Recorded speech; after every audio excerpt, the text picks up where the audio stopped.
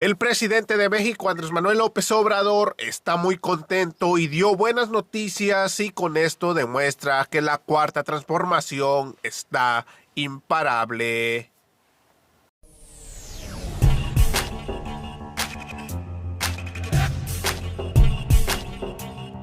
¡Viva México! ¡Viva México! ¡Viva México! Así es, mis estimados amigos, hoy estamos a 3 de junio del año 2021 y aquí estamos con otra nota más para su canal Chido el Coto Político. Yo soy Ferras TV con otro video para el canal y bueno amigos, que tengan un excelente jueves. Y el mandatario federal anuncia que se han vacunado en un solo día 1 millón de personas y le demuestra la posición que sí se puede si no hay corrupción y sin endeudar al país. Esta oposición que está moralmente derrotada y le cerró la boca con este notición. Y sin tanto que hablar, mejor a continuación les presento el video. Acompáñeme.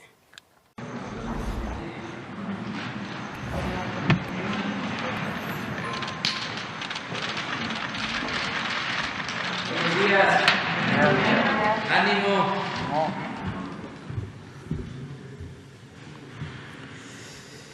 Bueno, vamos a dar una buena noticia, muy buena.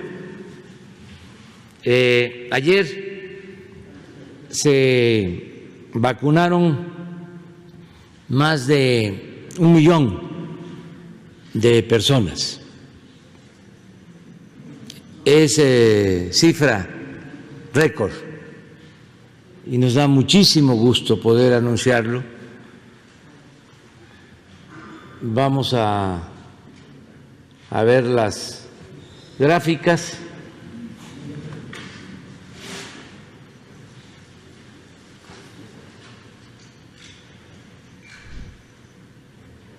Un millón 61.962. ¿Por qué está creciendo el número de vacunados? Porque se ampliaron brigadas y además se está vacunando a gente más joven, a adolescentes casi, de 40 a 49, y se pueden mover. No es el caso de la vacunación de gente mayor, que les costaba más asistir a los centros de vacunación.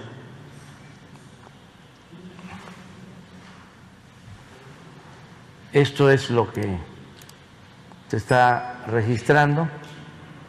Y miren, les vamos a poner otra gráfica de los estados. A ver si la tenemos. Sí.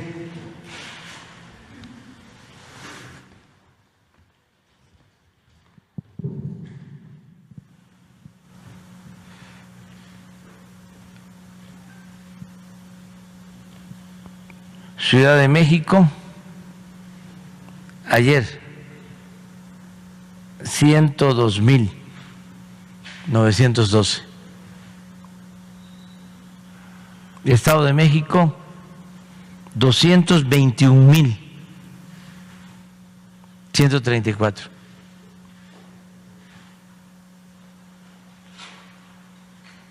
Guanajuato 92.616.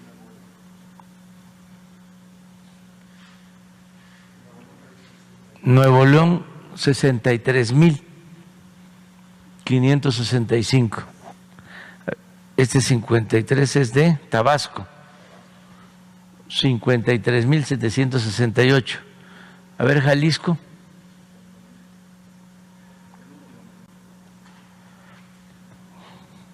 $50.000. 674.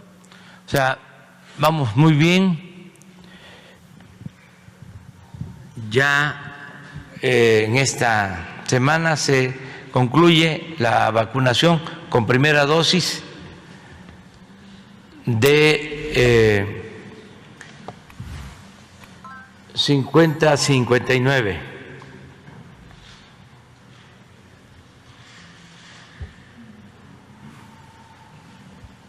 Si seguimos como vamos, se va a cumplir el que en octubre tengamos vacunados a todos los mayores de 18 años del país, aún con una dosis en el caso de los jóvenes.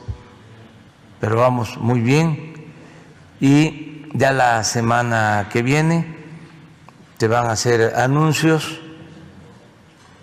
también muy importantes porque vamos a tener vacunas adicionales de laboratorios y de gobiernos para poder cumplir con el compromiso de concluir en octubre, cuidando que no vaya a haber un nuevo problema, una tercera ola, vacunar antes de la temporada de frío, de lluvia, de invierno. Ese es el propósito. Entonces esa es la buena noticia. Nos vamos con Adrián Pacheco y Eduardo Quevedo. No sé si están aquí.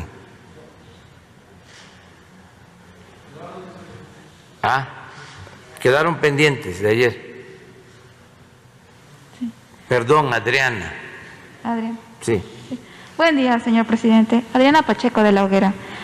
Preguntarle, presidente, ¿cuál es su opinión de este reclamo casi de Israel que hizo al embajador de México, Pablo Macedo, tras votar en la ONU a favor de crear una comisión investigadora de los ataques contra Gaza?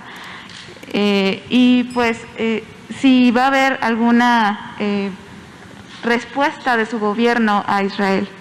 Esa sería la primera pregunta. Sí, pues nosotros respaldamos la política que se aplica en este asunto, buscando siempre que haya diálogo, que no haya violencia, y no quisiera ahondar sobre el tema, solo decir que estamos de acuerdo con el pronunciamiento que se hizo en la ONU, que hizo nuestro representante en la ONU y miembro del Consejo de Seguridad, el doctor Juan Ramón de la Fuente. Y ese pronunciamiento es el mismo que apoya la Secretaría de Relaciones Exteriores. Eso es todo lo que puedo decir.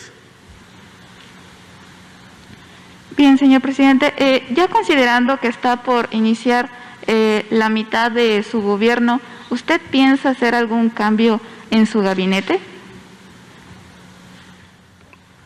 Vamos a esperar que pasen las elecciones. Es que de verdad sí es un antes y un después. Siempre ha sido así y ahora pues no es la excepción.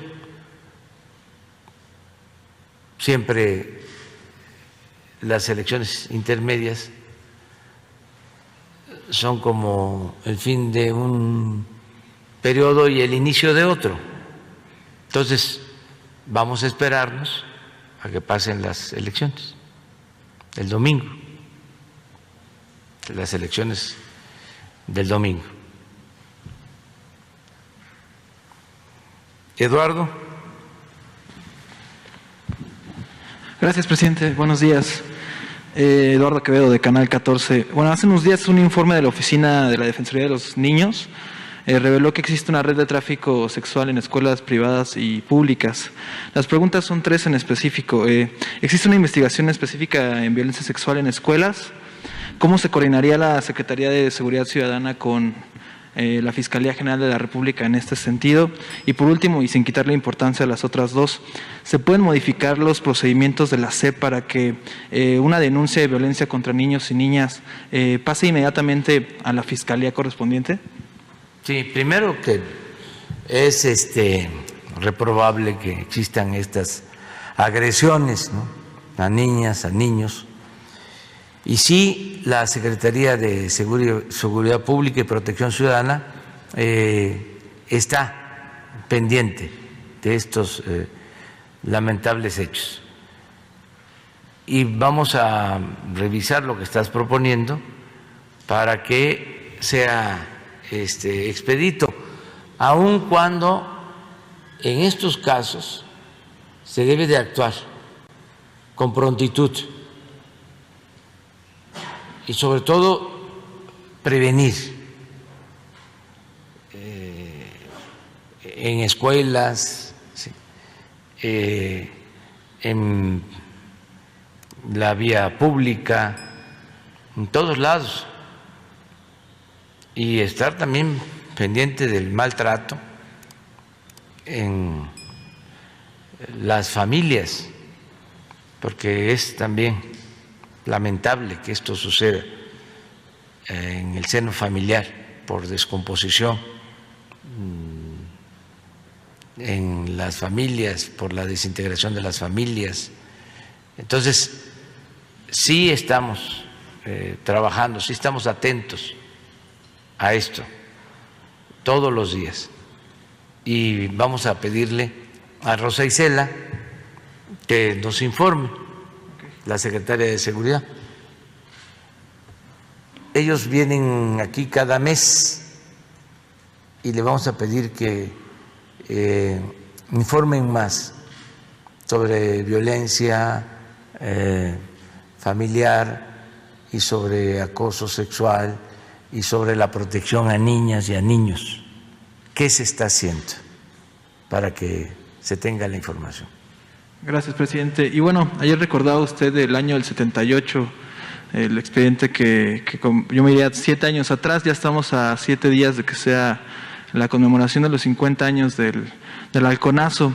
Y bueno, la pregunta sería, ¿qué reflexión podemos hacer frente a la herencia de aquella matanza y de los responsables de la guerra sucia? ¿Y se creará alguna instancia para conocer la verdad de lo ocurrido en el halconazo? Sí, Gobernación está atendiendo este asunto con familiares de víctimas, con familiares de desaparecidos por la guerra sucia. Esto lo está coordinando Alejandro Encinas.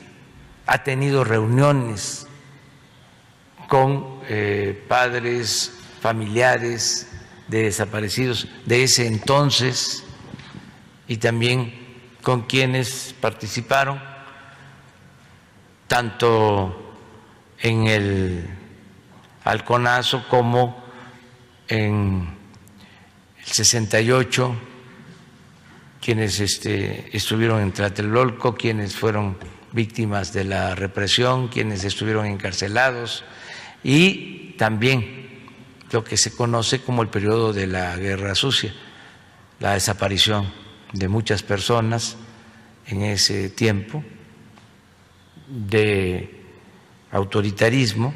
Entonces, sí está Alejandro trabajando sobre eso, me ha estado informando sobre esta situación y vamos a seguir viendo qué podemos hacer, no olvidar esos casos. Vámonos con dos A ver, contigo y luego el compañero, o sea, dos. Y ustedes dos después. Buenos días, presidente. Meme Yamel de Damexico News y Sin Censura. 3 temas muy breves. El primero, tenemos conocimiento de un documento que se le hizo llegar el 4 de marzo por parte de un grupo de trabajadores de Pemex, en el que le proponen aplicar la cláusula 134, en la que prácticamente le piden, sugieren más bien, jubilar a aquellos que son jubilables, que estarían cumpliendo ya 40 años de servicio en Pemex, para poder hacer un movimiento escalafonario y que se contraten más personas, en donde incluso le han pedido a los trabajadores de Pemex que se contrate para mantenimiento y demás. Preguntarle, presidente, si usted, que es de hecho la responsable de la cláusula 134, es en común acuerdo del patrón con los trabajadores, si la podría aplicar, si considera que sería una buena opción para contratar personal en la base, pues los escalafones más bajos, y así poder apoyar a los trabajadores de Pemex que le están pidiendo más empleados justamente en estas áreas. Bueno, primero decir que a diferencia de antes, se han mantenido todas las prestaciones laborales a los trabajadores petroleros. Recuerdo que anteriormente, en el caso de los trabajadores electricistas, se les modificó su contrato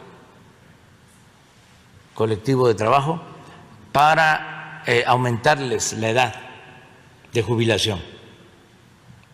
Y ahora volvió a quedar como estaba antes el contrato colectivo. Es decir, se reivindicó a los trabajadores electricistas.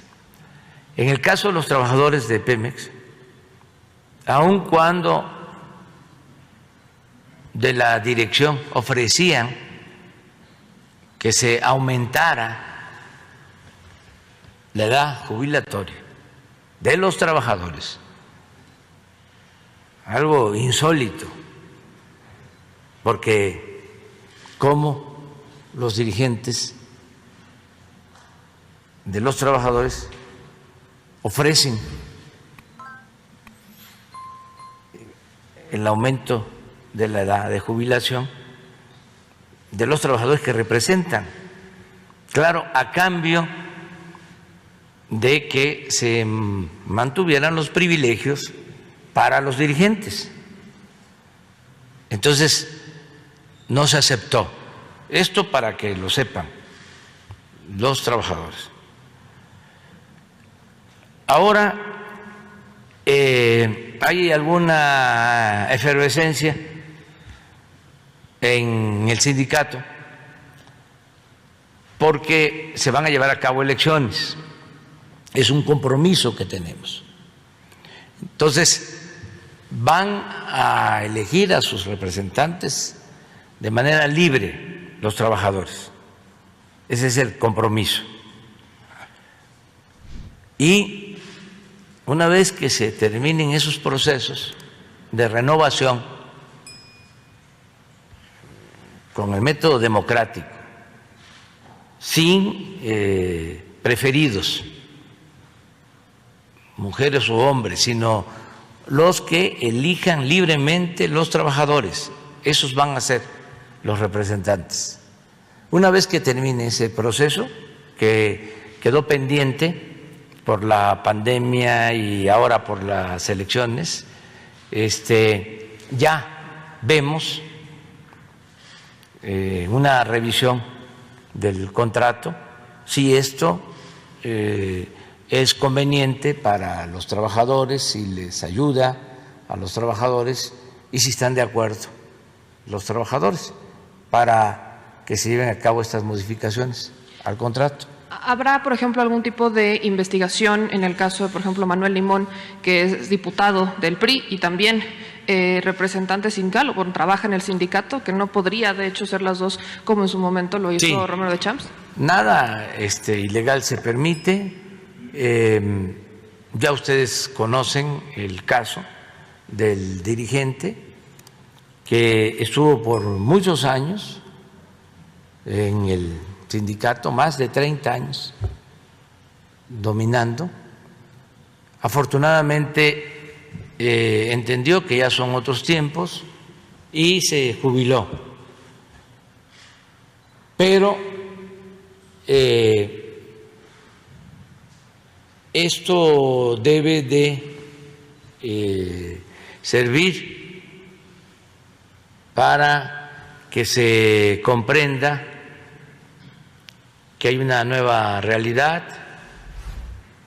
y también que no hay persecución para nadie. Esos mismos dirigentes, si cumplen con lo que establece el estatuto, si están en condiciones de participar, lo pueden hacer como cualquier otro trabajador que tenga el derecho, puede participar. Y va a decidir la base, van a decidir los trabajadores.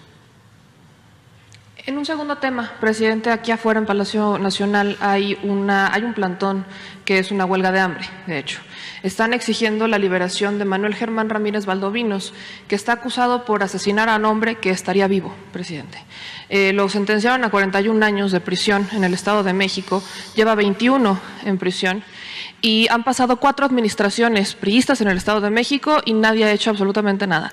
Ellos tienen entendido que el único que podría meter las manos es el gobernador del Estado de México, pero le piden, presidente, su esposa, de hecho platicamos con ella, y nos pide que le preguntemos si usted podría hablar con el gobernador, la secretaria de Gobernación tiene conocimiento del caso, para que se atreva a hacer lo que no hicieron ninguno de los otros, sus antecesores.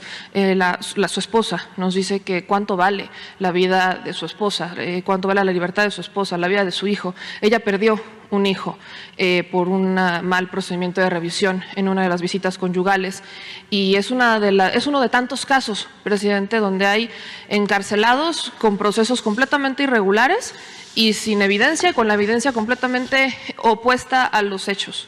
¿Qué se podría hacer desde esa trinchera? Pues estamos actuando. En el caso especial, particular, que nos planteas, le voy a pedir a Leti Ramírez que se atienda y vamos nosotros a ayudar para que se le informe a la señora. Y también estamos atendiendo todos los días casos de injusticia. Hoy precisamente les voy a dar a conocer. Sí podemos hacerlo, es un asunto de seguridad, no de justicia. Lo de los que están presos sin sentencia.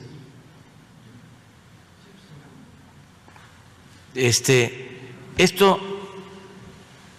lo estamos viendo porque es una violación, consideramos, a los derechos humanos de pues miles de personas que están detenidas sin sentencia y ya llevan tiempo, años.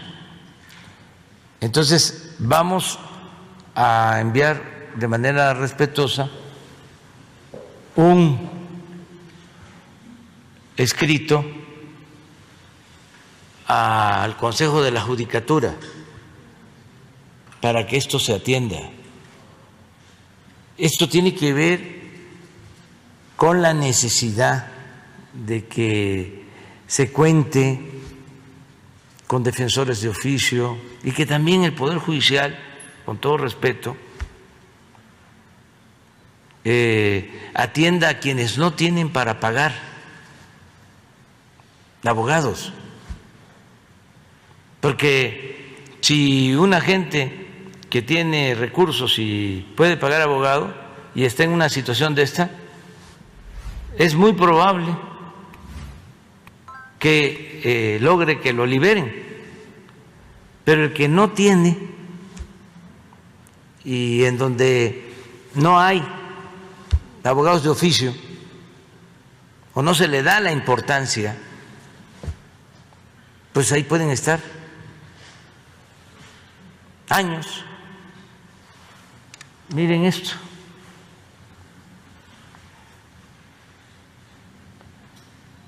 La población del Fuero Federal en los penales, 12.227,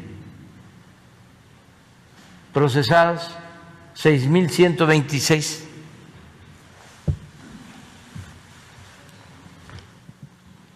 Sentenciados 6.101.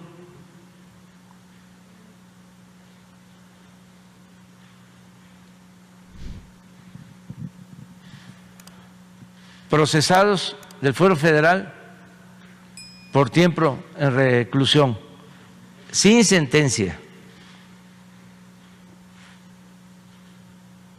de 2 a 5 años, 1.063. De 5 a 10 años, 2.378. De 10 a 15 años, 579. Y hay 90 de 15 a 20 años, sin sentencia. Entonces vamos a atender esto y lo que estás planteando de manera especial. Pero todos los días, esto hoy se trató en el Gabinete de Seguridad. Y ya por último, presidente, para ser muy breve, ya inició la veda electoral. Evidentemente no voy a preguntar ningún tema electoral, ni mucho menos. Pero sí cabe preguntarle, presidente, la responsabilidad de las autoridades, como por ejemplo la FEPADE. Muchos nos han preguntado sobre esta confianza que se le tiene. La gente quiere denunciar, la gente está observando, como quizás no se había hecho antes, un proceso intermedio, como lo es este. Hay una nueva legislación en la materia donde los delitos electorales son considerados delitos graves y ameritan prisión preventiva oficiosa. Dentro de este tema hemos retratado varios casos en donde ya hay delitos electorales que entrarían con esta nueva sanción. Casos, le puedo mencionar muchísimos. Un candidato de un partido tricolor en Torreón gastó, ya tenemos documentado, 44 millones. Se pasó muchísimo el tope de gastos de campaña, lo que es ya un delito electoral, y es esto grave. Hay personas que por supuesto están involucradas, incluso estaríamos hablando de un delito que podría tipificarse como delincuencia organizada, donde 3 o más personas están derivando un beneficio económico o material a través del tiempo. Los nombres de las personas, los tenemos documentados. Podría ser hasta Petra Ávila Sánchez, Miriam Leticia Licerio Telles, Marta Leticia Cigarro. Bueno, es un ejemplo de muchos que tenemos documentado. Pero, presidente, ¿cómo confiar la ciudadanía, cómo denunciar, cómo acercarse a la Fiscalía Especializada en Delitos Electorales, bueno, la FEDE? ¿Cómo puede participar la gente más activamente en un proceso donde hay cambios legislativos importantes como lo es este? Hay gente que no confía en que vaya a ocurrir algo si se denuncia. No puedo. Así es, mis estimados amigos, como terminaron de ver el video del presidente de México, Andrés Manuel López Obrador le manda un mensaje a los del Poder Judicial para que se atiendan las personas que no tienen dinero para un abogado. Y bueno, amigos, hasta aquí llegamos con otra nota más para su canal Chido el Coto Político. Yo soy Ferras TV, no olviden suscribirse, compartir el video y regalarme su valioso like. Gracias.